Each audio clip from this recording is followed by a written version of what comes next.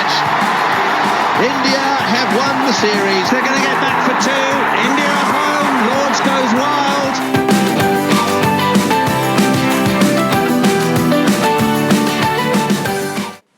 Hello and welcome to another edition of 81 All Out Podcast. I am Subhash Jayaraman, aka Cricket Couch, hosting instead of Siddhartha Vaidyanathan.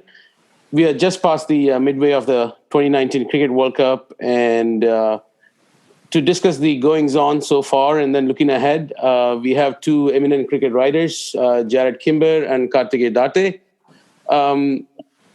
Since we are recording right after Sri Lanka pulled a fast one on England, I think that's a good starting point to get the conversation going. So, Jarrod, we'll start with you. Welcome to the show. And England, they started the tournament as the prohibitive favorites after losing to Pakistan, now to Sri Lanka, and having to play New Zealand, India, and Australia. Are they still the tournament favorites?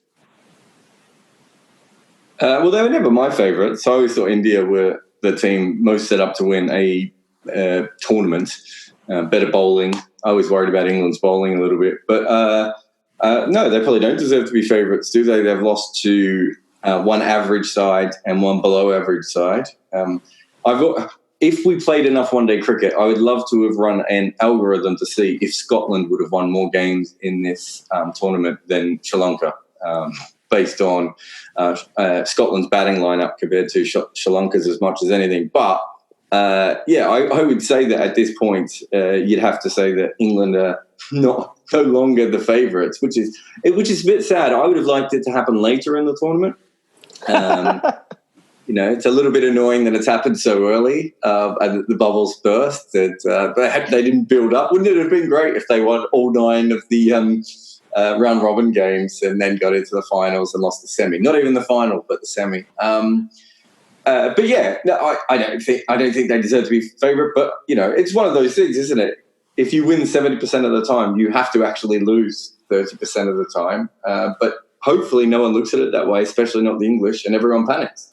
I mean, they may not have been your favourites or somebody else's, but the bookies had England as a favourites, considering how they were playing and the tournament at home and so on and so forth. And just before the beginning of the tournament, they added Jofra Archer, real talent with the ball, to the squad, and Mark Wood playing as well. So that actually gave their bowling also some teeth. So, people that call them favourites, were not off base either. No, not at all. I mean, I think that's fair. I think they deserve to be that. But I think if you look deeper into, the sort of teams that win major tournaments, quite often the better bowling teams do better than the better batting teams. And the numbers on England's bowling just don't really stack up. And I suppose never have. And Jofra, I thought maybe could have been the missing link there, but probably hasn't helped them either. That I think they've relied quite a bit on Moeen Ali and Adil Rashid. And they're, without conditions that have helped them, they've looked completely out of their depth in this tournament so far, or not even being used at times in this tournament so far. So, maybe a couple of things have gone against them. But, I think they deserve to be favourites. I think I wrote that on Cricinfo before the start of the tournament. I'm just not sure that was ever the most logical way to look at it. But India had lost to Australia, hadn't they? And England had been a bit rough against West Indies. So realistically, the two best teams coming into the tournament were not, completely smooth. True. Karthikeyan, that brings up a point. Typically, at least in the last 4 or 5 editions, Australia has been the dominant team, and South Africa has always been the perennial contenders.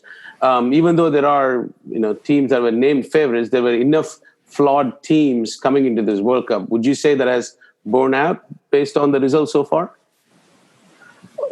I think that in our lifetime, let's say, assuming that, we were all very young in the 80s, or barely around in the 80s, Australia have been like the dominant team. And since South Africa came along, and especially since Cronje became their captain, they've always won a lot more than they lost. They've always had sort of very complete teams, even if they never had like these exciting teams. Even if they never had something like someone like a Gilchrist or a Vaughan, they always had solid, complete, competent teams. And that goes a long way in one-day games, because these games at this level are decided by, who your weakest links, not by sort of your Tendulkars or those types of players. The thing about now is that India and England are, at least since the 2015 World Cup, the results show that India and England have been more successful than Australia and South Africa. Mm-hmm. In Australia, especially South Africa, the Graham Smith's team has basically aged, and a new team hasn't emerged. And this is similar to where they were in like 2002-03, when Cronje's team had withered and the new team had not yet come about. So in that sense, sort of South Africa are definitely going in the other direction. England in the one-day game under Morgan have definitely gone in the opposite direction. They are sort of setting trends in the limited overs game. India, since Dravid, have become a really, really excellent one-day side. Australia, for the last year, Australia have been a bit of a deceptive team because they haven't had Smith and Warner. And with Smith and Warner back, their side looks really, really good. I mean, I think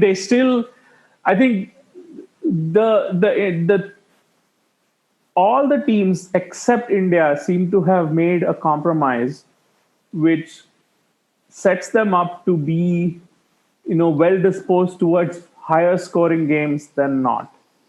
Whereas India is still playing Bhuvneshwar Kumar at number 8, which neither Australia or England or New Zealand or even Pakistan would not play a batsman as average as Bhuvneshwar Kumar at 6 down. But India's balance in the 3 games so far has helped them, and that's because Rohit Sharma has basically not failed. I have a question on that. That typically, the talk has been that teams need to be loaded with batsmen to do a 300, 350, or well above 300 scores in this tournament, but that hasn't actually come out to be. And usually, every World Cup, there is some sort of innovation that happens, whether you want to take a spinner opening the bowling or, pulling a great batch, putting him up the order, or a Kalu or whatever. There is usually some things that happen that kind of pushes the ODI game towards more optimal use of resources, for the lack of a better phrase. Did you guys, you guys watch cricket very closely. Did you guys anticipate any new things that pushes the ODI game forward, in terms of England's approach or maybe India's approach? Do you anticipate anything? And is there evidence that you have seen so far that shows that any of that has happened? Jared, you can start with that. Well, everyone's bowling bounces every second ball. So I suggest that none of us thought coming into this series we'd see as many bounces as we had. And I think teams maybe looking back on it were starting to work it out 6 months ago. But I must have missed the, everyone saying all the teams are going to bowl bounces. So I don't know if some of that has come about just because it worked early on and then everyone jumped on the bandwagon, or whether it's, it was one of those things that teams were thinking about. It makes sense if you've only got 4 men outside the circle and you've got that gap. The best thing to do is to have 2 men out square and 2 men behind the wicket, and then try and hit someone in the nipple every ball. If you've got the bowlers to do that. So that was the one that we've seen in this World Cup that I didn't expect. And I think we would have seen more runs in England had it not been played in, a monsoon season. I mean, I've lived in the UK for 12 years. I've never seen this much rain. I think in the UK, I've driven through 1 flood before this summer in my entire life. Just going from game to game, I've covered 2 or 3. I've had to drive through 2 or 3 flooded roads. I think things have changed there. England, maybe if the pitches start to get a little bit, we saw yesterday with Australia, Bangladesh, once the wicket is again in favour of batsmen, they do score a lot of runs. Even Bangladesh, who didn't bat particularly well, And look, even Australia probably left runs out on the field in that particular game. And Bangladesh didn't bat particularly well, and they still both easily scored over 300. So, we have seen the game hacked a little bit because of those middle overs. So, but we've seen that for a while. Obviously, England have been doing that for a little while now. So, you would expect other teams to do that. But if the conditions aren't in favour of that, then it becomes very hard. That game, Bangladesh-Australia, seems to be that it's a very Trent Bridge-centric game. Seems to be the flattest wicket, if not the whole world. I guess it's definitely in England the flattest wicket. It's the flattest wicket in England, in the world, since the 2015 World Cup. So it's possible that is one of the reasons. Did you have any expectations of, I don't want to say innovation, but tactical strategies like the short pitch bowling, Karthikeya, that you anticipate anything, or all this came as a surprise to you as well? Well, interestingly, I think Jared's point about the short ball is a good one. But I seem to recall when they changed the rules for the last 10 overs in 2015, when Kumble was the cricket committee chief, I think. At that time, Kumble had explained why they did that. And they said basically that with only 4 outside the circle, the way the field set basically telegraphs to the batsman what length the bowler is going to bowl. And now it's from 11 to 40, it's still like that. And so the thing is, if you bowl full and you have to keep third man and final leg up, then there's a boundary behind the wicket all the time. And, there are runs in front of the wicket all in the whole arc, right? But if you bowl short, then firstly, fewer batsmen are good at hooking than they are at driving.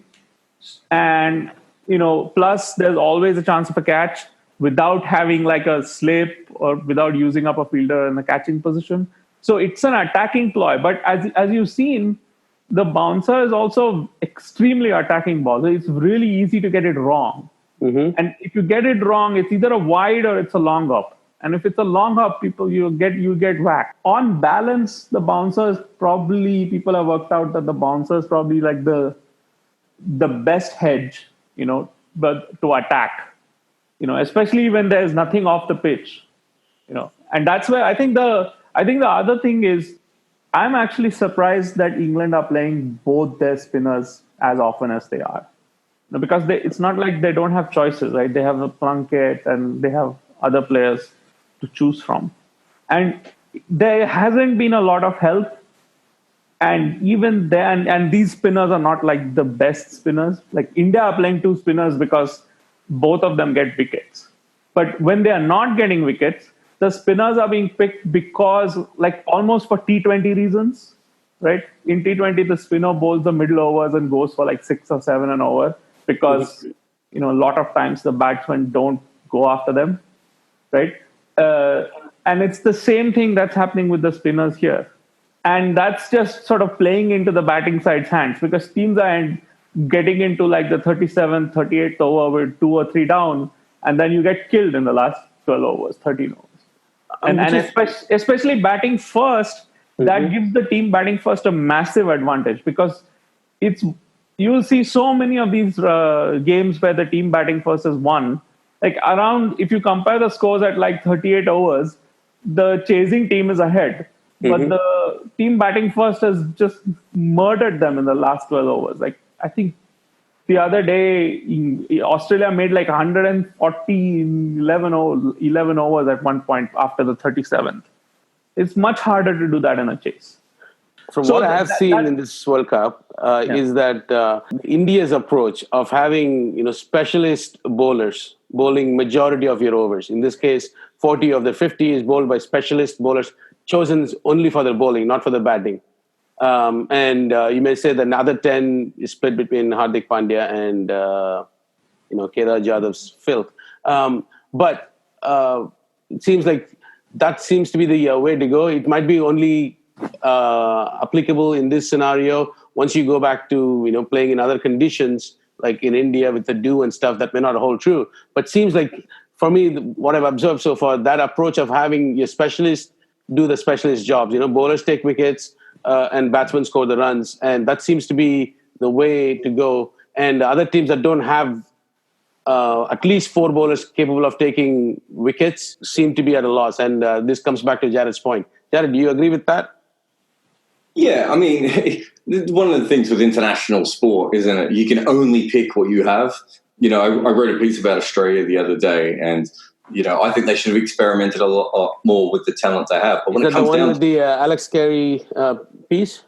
Yeah, the one that started with Alex Carey. But when you look at it, if they had a great all-rounder or 3 decent all-rounders like England, they'd be a completely different team than they are now. And I think that, you know, when it comes down to it, it's very easy for India to build a team when they have 3 of the best one-day players in the world in their top 3, and then 4 incredible white ball bowlers. I mean, Mohammad Shami would be in any other team in the world, I would assume, right at the moment. You know, in these conditions, in England especially with the skinny bouncer, which would be quite handy too. But, you know, the difference of quality between Mohammad Shami not even playing and Australia, who are at the moment probably the second most informed team, with Nathan Coulter-Nile or Adam Zampa as their 3rd best bowler, is massive.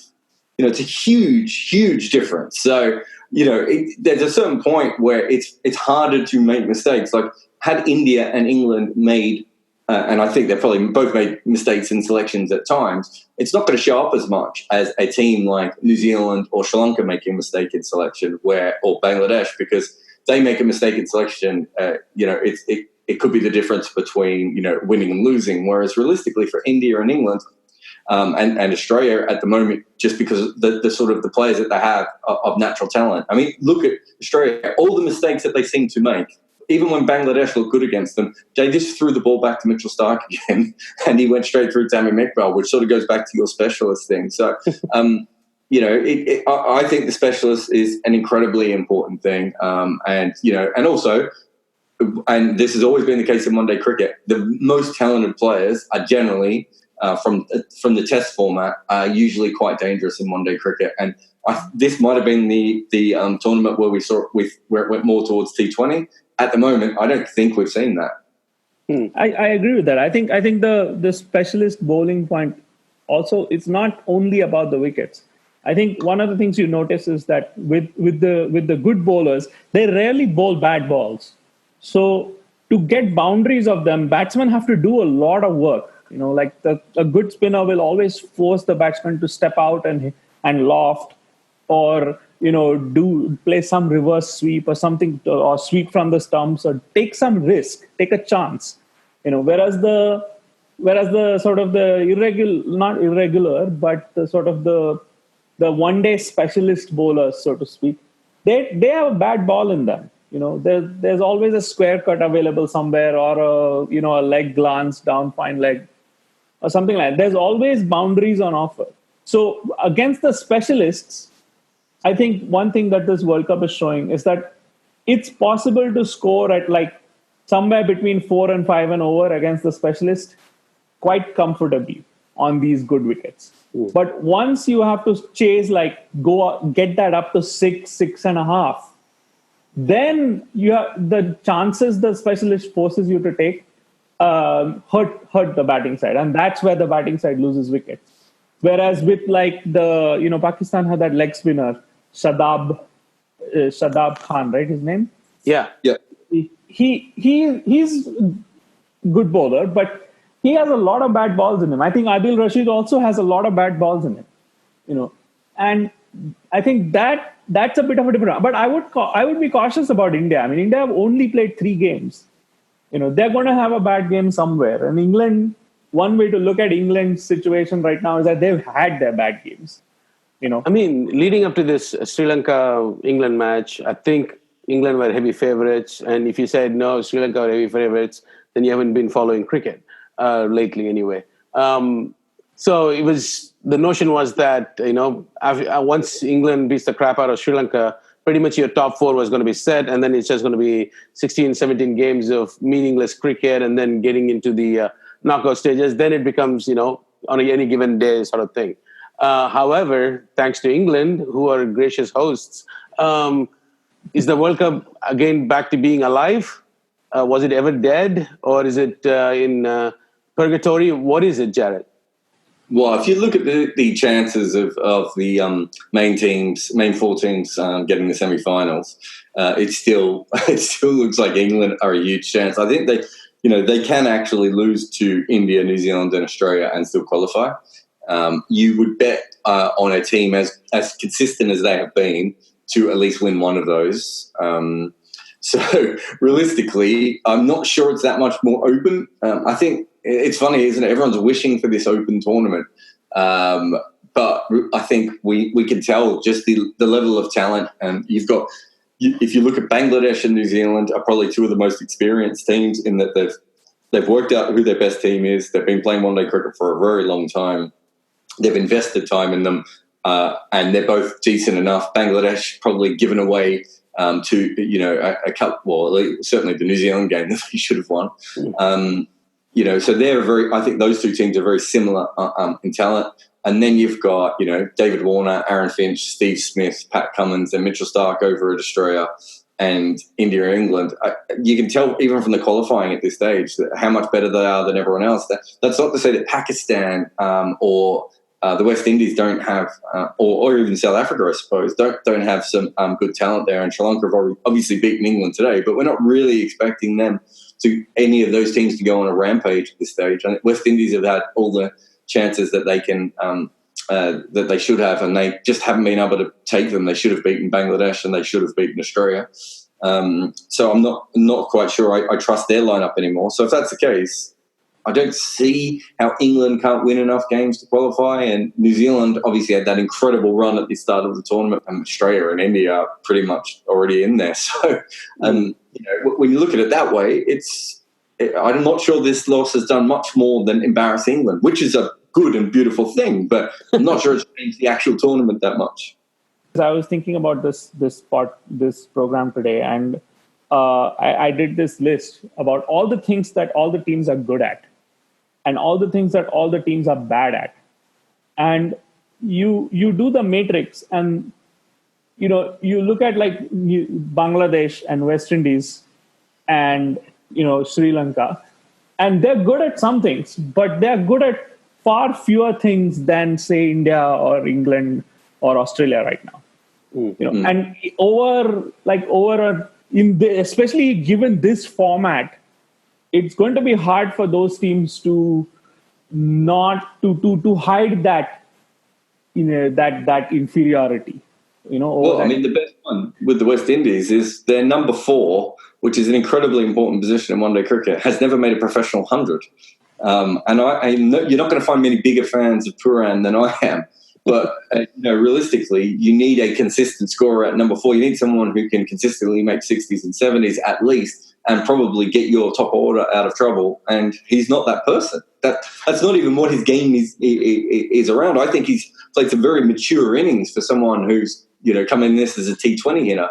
But that's such an odd way of looking at it. And I think had the West Indies spent a year together with their best players, they would know a little bit better how to play one-day cricket. But there's a lot of guys learning one-day cricket on the trot, or who have been playing one-day cricket before they were ready to play it and are not quite at that level. And then there's guys like Pooran who basically spent their whole life hitting a T20 ball, and now it's like go out and bat number 4 against Australia or England.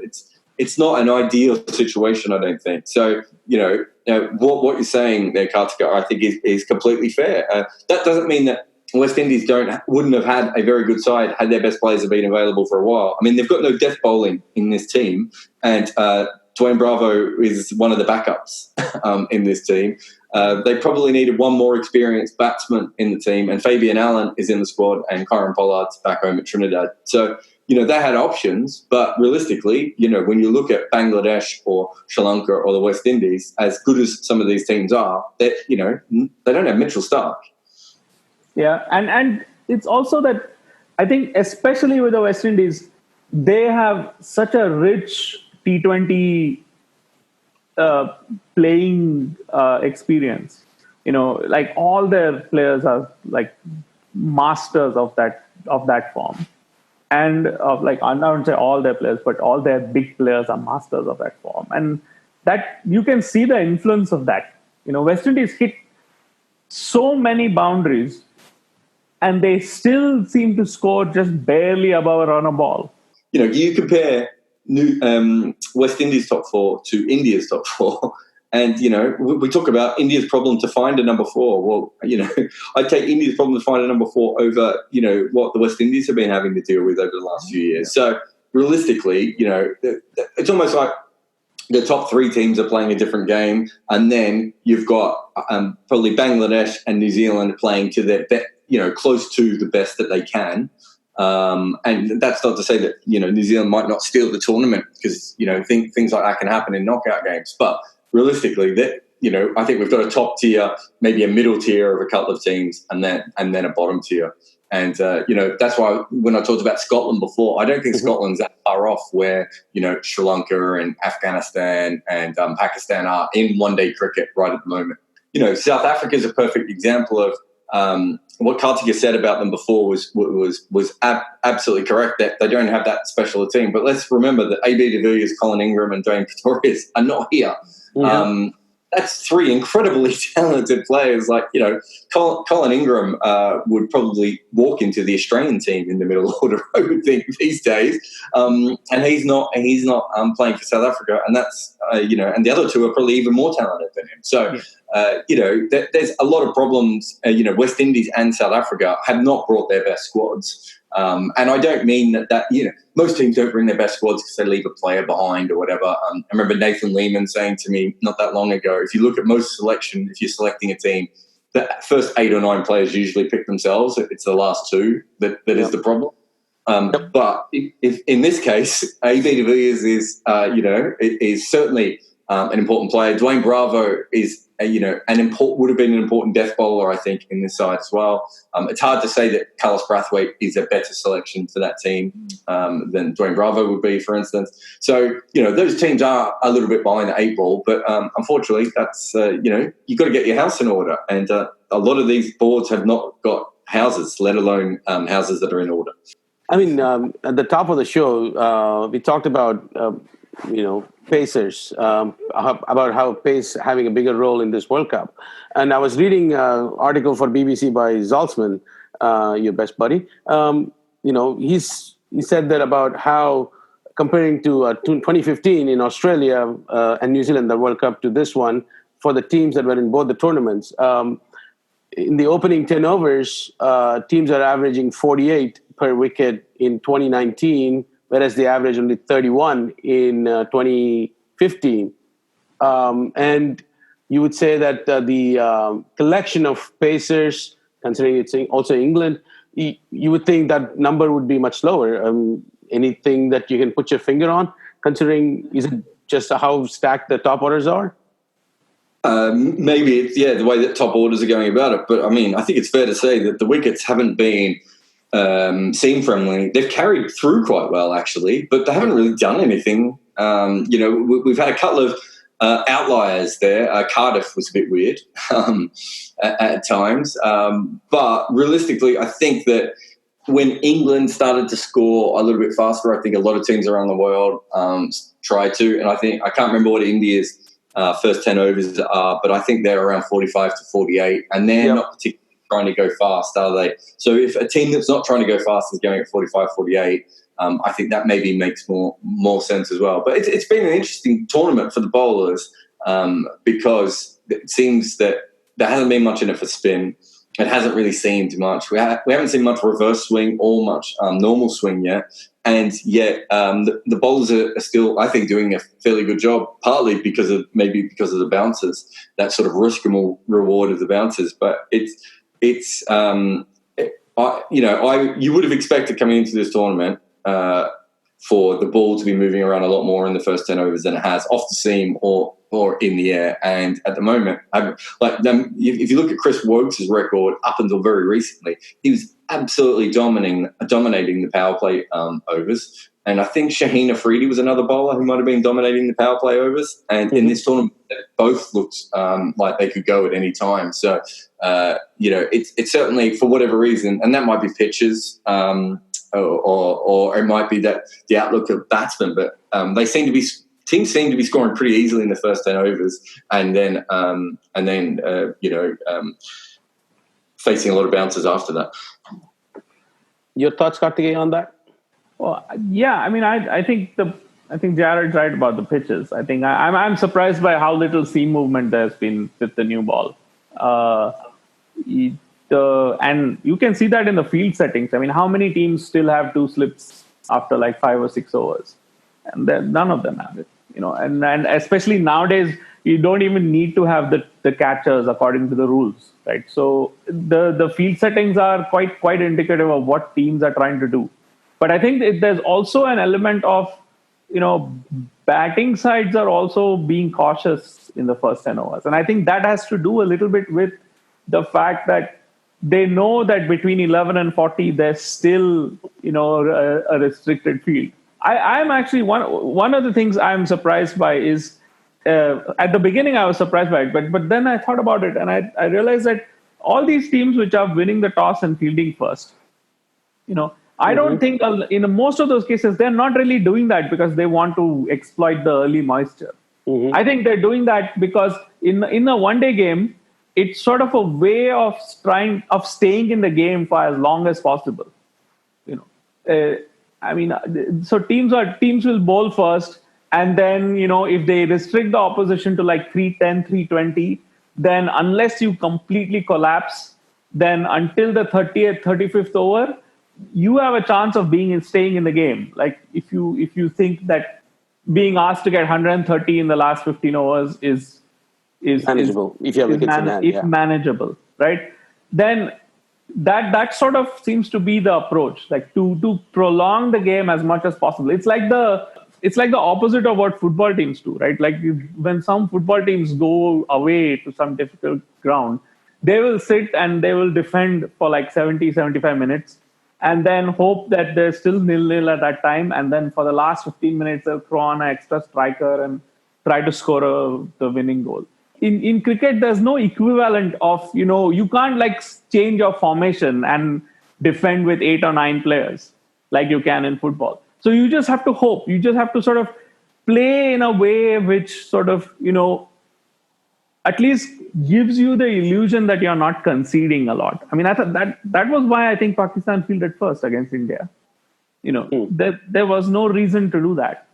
I mean, going back to another point that Jared made earlier and connecting your point here about the stratification of teams, the top tier, middle tier, lower tier. So if you're in the middle or towards the later tier or in the bottom tier, then if you win the toss, you want to bowl first, basically. Whereas teams in the upper end of the scale, like India or England or for the matter Australia, they would want to bat first because they have enough confidence in their batsmen to play out 50 and put a very good score on the board. I think Virat Kohli made a statement a while ago saying about how even as you go towards the later end of the tournament, 250 would be a winning total. Chasing that would be harder. Do you see this trend continue of teams, only choosing because they are weaker than the opposition, or do you see there to be no difference here, that chasing is going to be okay as you go forward? Jared? I don't know. I haven't looked at the numbers enough to have a good look at that. But realistically, it's easy for Virat Kohli to say that when he has an incredible bowling attack. If Australia are defending against a very good batting lineup and Mitchell Starc and Pat Cummins have to be bowled out by the 42nd over or something, I don't know how comfortable Australia would be with any total on the board. I mean, Marcus Stoinis has been their death bowler at times in this tournament. So, actually, I think he was again yesterday. Yeah. So realistically, it probably depends on the team a little bit. And we've seen that, the England bowlers, for all their batsman success at times, the England bowlers have been able to go for that. And that might be a more Virat Kohli way of thinking. But I think Bangladesh, I've looked at Bangladesh, quite closely. I've done a couple of their games recently and been looking back at their history. They seem to be a team who think if we can make, whatever we think is par, we can, with our bowlers, we should be able to defend it. And they've maybe been found out a little bit at times in this tournament, but more or less they've been kind of right with that. If they, that they could do that, and they like to build pressure by batting first in from what I can tell in in the earlier games. So I'd be shocked if they thought that wasn't a good way to continue to go about it. But I suppose a lot of these things depend on the ground as well. We've had Nottingham, which is the highest scoring one-day ground and the highest scoring T20 ground in the world. We've had Taunton, which is about the size of, my arsehole. Am I allowed to swear? I have now. Bristol, which is, tiny again. Maybe things will change. That's one of the more interesting things about this tournament is the way that we've almost had waves of games in one area, then we're going to have waves of games in another area, and then finals in those sorts of places as well. So it's quite interesting to see how those sorts of things play out. But yeah, I'm not sure that Virat as a human being is always maybe the best person to judge what other people are going through, as most incredibly talented people usually aren't. What was the thing with Michael Jordan where he kept trying to pass the ball off to Bill Cartwright and the ball just kept hitting Bill Cartwright before they said, you do realize that he's not you. When you pass the ball to him, you have to pass it like he's a 50-year-old man, not like he's, Virat's had a similar sort of upbringing that. So it's all well and good for him to say, you make over 250, you're fine. Well, if I had two incredible spinners and, 2 or 3 incredible white ball seamers, I'd probably think that too. I think though that there's sort of there's a pattern to successful run chases, right? You have to have, firstly, you have to not keep giving wickets from both ends. And so you have to have one guy or one type of batsman who is able to stay in, and we've seen examples of this recently. Rohit Sharma did it against South Africa. Kane Williamson did it against South Africa again. Ben Stokes tried to do it today, but it didn't work. And then you have to it's not enough for the one guy to just hold the end up and deny the bowling side a wicket from his end. The other side has to score quickly, more quickly. And that's how you build a competitive chase. That's the pattern of competitive run chases being successful. Mm-hmm. And there used to be this player, and we used to erroneously call them the finisher, but there used to be this player at 5 or 6 who used to play that way. Miyadad did it, Bevan did it. And every team used to have that player. Roger Toos, you remember him from the, of course, I think 99 World Cup and the 2001 Champions Trophy and those tournaments. He used to do that. Neil Fairbrother used to do that. And one of the things I think that has happened is that because of this increase in scoring rates and teams chasing a lot of two-skill players, like Australia, I think Jared's example is good. They have Stoinis, Carey, Maxwell, Coulter, Nile, none of whom are there for one skill. They're all there because taking all their abilities together, they make one good player, 4 good players, right? Mm-hmm. And, whereas you look back in 10 years ago, they would have Andrew Simons who would play as a pure batsman, but could also do bowling. But he was still good enough to play as a pure batsman. And I think that shift has sort of destabilized run chases a little bit. So some of these run chases which are successful are highly frenetic, and then you win in 44 overs or 43 overs or something like that. But sort of the percentage run chases, you see very few of those nowadays. That's because it's sort of the sort of abiding thing in limited overs cricket since England began to play that the way they are playing now. It seems to me has been that sort of limited overs cricket had that middle overs problem where it was a stalemate. The bowling side was not trying to take wickets and the batting side was not really trying to push the scoring. They were just taking the singles that are available. That has gone completely. Unless a bowler is good enough to actually stop batsmen from taking liberties, batsmen are constantly trying to hit boundaries. And that has changed the game, I think. That has changed the nature of, firstly, that has changed scoring rates, but that has also changed the nature of the game. And I think for that, the ICC's power play rules, they took them a decade, but finally they've hit upon a formula which actually works. Stalemate, bad bowlers are not able to enforce stalemates anymore. I think that creates one sort of a structural advantage in favor of batting first, because of how much your power goes, how much further your power goes if you have wickets in hand in those last 12 or 13 overs of your first innings compared to the second. In some of these run chases, if like the way some of these run chases are, how would India chase 300? Or how would Australia chase 300? They would have like Steve Smith or Virat Kohli or Rohit Sharma or somebody playing from one end and all the others slogging from the other, or Dhoni or somebody like that. And not many teams have that player, or not many teams are prepared to play that way even. Like Kane Williamson would do it, I think. But do they have a second player who can do that? I don't think so.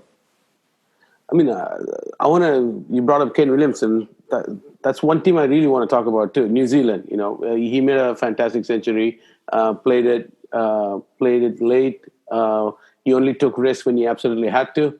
Are New Zealand benefiting from how the schedule had been laid out for them, or they have a gun bowler, Bolt. They have a gun batsman, Williamson. Their middle order, they have two bits and pieces guys in, so ODI all-rounders in Colin de Grandhomme and Jimmy Neesham. Are they as good as the points table indicate right now, Jared? Probably not. They think that they're being flattered by their schedule. I know the West Indies were looking at New Zealand's schedule going, if we did have a run like that, we could have booked a semi-final spot and ironed out some of our other kinks on the way there. But I think that they've only used 22 players since the Champions Trophy, which is an incredibly small amount of players, especially when you think of, they're a seam bowling team and, injuries and everything. So everyone knows their role. And I think one thing that, Karthika was sort of talking about a minute ago is that there's a lot of players in this tournament who maybe don't know their role or maybe not able to play the role that they're supposed to play. You look at Sean Marsh suddenly turning up in the middle overs, or Yadav being the sixth bowler outside of Asia suddenly looks like something crazy, whereas I suppose before it didn't. So there's a few players even in the better teams who maybe don't know their roles. Not sure there's a single player in that New Zealand team who doesn't know why they're there. They're obviously, sort of famously, they're very good at building a team culture where everyone pulls their own weight and fits in. That it's not a star culture. Williamson maybe embodies that more than anyone else as well. So there's a lot of interesting parts of that New Zealand team, but I mean they just don't have the talent that the top teams have, that the top three teams have. Doesn't mean that they can't overcome it in other ways, but there's definitely a drop off there. I think had they not gone over against Bangladesh, I wonder how many of us would really still be talking them up. I think Henry, Bolt, and Ferguson are. I mean, Bolt has a lot of class, and I think Ferguson and Henry have pace. I'm not convinced about how good Ferguson actually is, but he's definitely quick. Mm-hmm. Okay, fine. Maybe Steve Smith and all these people won't be worried by the pace as much as, say, Bangladeshi number 8 is worried by the pace, But still, I think they have. I think it's hard to see. It's hard to say where their holes are, and it's equally hard to say where they're outstanding, where their Ben Stokes or that kind of player is. In a one day, especially now that they already have 9 points. Mm-hmm. And I think you'll need Jared, I think 12 should be enough to qualify, right? Yeah, they're in a very good position in terms of getting to the last 4, and after that it's a lottery. and after that, I think it's. I mean, it's not the case that the semi-final and the final, the sudden death games don't produce high-scoring games. I mean, the 2007 World Cup final was a very high. Australia basically obliterated Sri Lanka with the bat. They did it again in 2003 in the final against India, and against South Africa in the semi-final, where I think that they bowled them out for 150 or something like that. I forget. In 2007, and so I don't necessarily buy Kohli's thing that the pressure will mean that 250 is enough. I don't know if that's true, but I think it's definitely the case that as the bowling attacks become deeper later in the tournament, bigger scores will be harder to come by. And there, I think New Zealand have, I think Santner is dependable. If not, I mean, he's not Kuldeep Yadav. I mean, but he is dependable. And I think Henry, Ferguson, and Bolt always keep the batsman honest. They may have a problem with Meacham and Grandholm, and especially if Santner goes for a few. Their normal side, it doesn't have really an option, because then they have to rely. Then they have to get like a lot more than 10 overs out of Meacham and Grandholm. But basically, those last 20 overs are where teams could hurt them. And that seems to me to be their weakest point, because I think Guptill and Munro, they'll do well. And Guptill has still not he's had a couple of good innings, but he's still not really had a big innings in this tournament, has he? He will at some point. I think that the one hole that they have is Latham, but he's keeping, so fair. He's doing two jobs for them, So. Jared, you watched 2000 parts of 2003 World Cup in South Africa, and obviously you've covered 15 and now 19. Have you done any other World Cups? No, just on TV. Okay. I've done the Women's World Cup. Yeah, that's true. I'm talking men's. But so most of these tournaments, they all usually have a match that you can always recall the entire tournament by, or an iconic moment, things like that.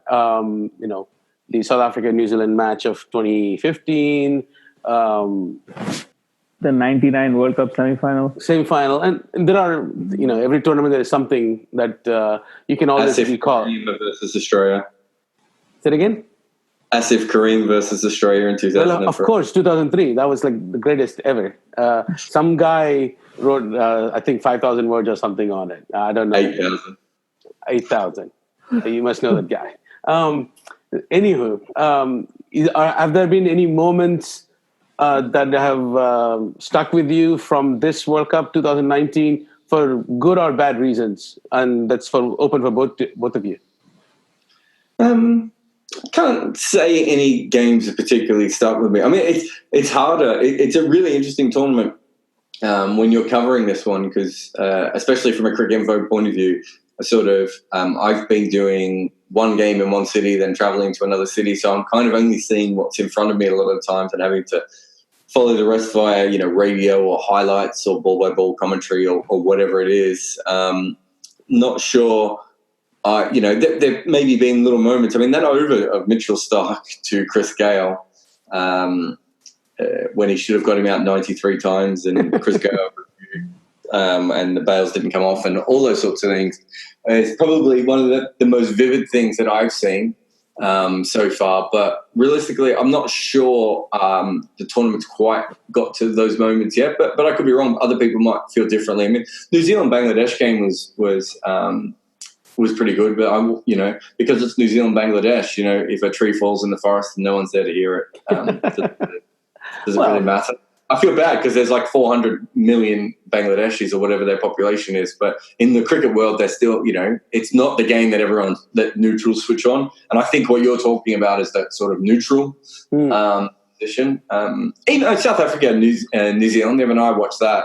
I thought that was, obviously a lot of fun. But again, I'm not sure that we've had the kind of moment that you're talking about that we're going to spend the next, what basically what you're saying is when we're doing this podcast in 14 years' time, what game will we be talking about? I'm not sure. Yeah. No, like it doesn't have to be something on the field. It does. For me, the fact that there were two games that were entirely washed out without any ball bowled in the last how many ever World Cups, just 2 games, and in this World Cup alone we have had 3. So this World Cup can still build on that pre-tournament or early tournament success and have more games washed out, and this could be like this all-time record that no other World Cup will ever break. And you will always remember this World Cup fondly as the Wet Willy World Cup. I like that. So, the 2003 World Cup was, speaking back to a dictator, and this one's that. Yeah. Karthikeya, any things that stuck out for you?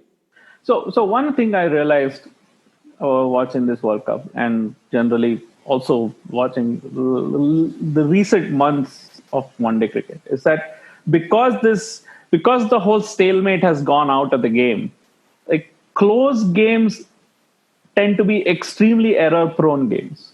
Like you remember, like both the South Africa New Zealand game, and there was another game, Bangladesh New Zealand, was it? Yeah, that one. Bangladesh New Zealand made tons of errors. So like because none of these teams are like, let's take the game deep, okay? Let's try to stay in the game and not lose it. Because both teams, there are no games in which both teams approach the match that way. It's a very, very strange thing to see in a contest, right? Where the only way it ends up being a close game is if both sides mess up, like catches are dropped and batsmen play bad shots, and there are some dumb runouts, like. Or, some batsman, poor guy gets injured, and then the bowling side is a one bowler shot, something like that. So on the one hand, I think that's sort of an interesting thing, and it makes for interesting watching, because I think if a one-day game is still a contest, 85 overs in, that's pretty much the best you can hope for in most games, and that's pretty much what it is in most games. Nowadays, I look forward to a spell by Rabada, who incidentally has sort of been okay, but not been at his best in this World Cup. But I sort of find myself looking forward to sort of little snippets of individual play. Like what Pat Cummins bowling is really, really fun to watch. I think Hetmeyer is fun to watch. I think Rohit Sharma is obviously exceptional to watch, especially in the form he's in right now. Watching Trent Boult is a lot of fun, I think. So there are I'll remember like these individual players more than contests, I think, from this tournament. Fair enough. Okay. Last. I won't remember a single 6 though, because there are so many of them. Even the Ken Williamson 6 against South Africa? No. Okay. Yeah. Well, maybe you didn't watch it then. It gets lost in the crowd. Fair enough. Lastly, I think prior to the tournament, the odds-on semi-finalists were India, England, New Zealand, and Australia, given the relative strengths of the team, form, etc. Is there any change to it because of what happened to England today? Bangladesh sneaks into the back door or anything, or are those the 4 semi-finalists? And if there's any change, give me your semi-finalists, and who do you think is going to be in the finals? I mean, if you look at the chances, there should be nothing that has changed after today. England should still make the semi-final. Okay. England should make the semi-final, and Australia and India are pretty much already in. So I can't really see anything else happening unless Bangladesh or West Indies or one of the teams that is close enough can catch fire. But in truth, I think that we have our 4 semi-finalists, and all England did was make things funnier. If 2 of England's remaining 3 games are rained off, that would make things interesting. I still think they make it, don't they? Because they would then get the most they could get is 12 at that point. I think I'm pretty sure even if they lose to India, Australia, and New Zealand, which I think is unlikely for them to lose all three, I think that they're still. I'm not sure there's other teams out there that can make that many more points than them. So it's one of those things where I think a lot of results would have to go the right way for England not to qualify, for instance, and even the same I think would go for New Zealand. So realistically. Being that I have you two gentlemen on, I think we can all say quite safely that generally those sorts of things don't happen. You don't get every result happening that way, but I suppose it could happen, and we could have a bit of a change. No, yeah. I mean, I'm looking at the table right now. Now that you mention it, basically Afghanistan can't get to 12 points. Pakistan can't get to 12 points. South Africa can't get to 12 points. West Indies can't get to 12 points. Bangladesh can't get to 12 points. Sri Lanka could get to 12 points. They're really the only team that could get to 12 points apart from the other four. Yeah, four. Gotcha. Pakistan have 3 points from 5 games. So in the remaining 4 games, they can get to 11 max. Yeah. Okay. So there you go. So, I mean, do you know what I mean? Like that the game has made it slightly more fun, but I'm not sure it's changed anything that much. And you need a lot of results then to go the right way for, New Zealand or England, who are I assume the two most obvious not to make it. So if that's the case, unfortunately, today hasn't changed the tournament for the better from a semi-finals point of view, just from a humour point of view.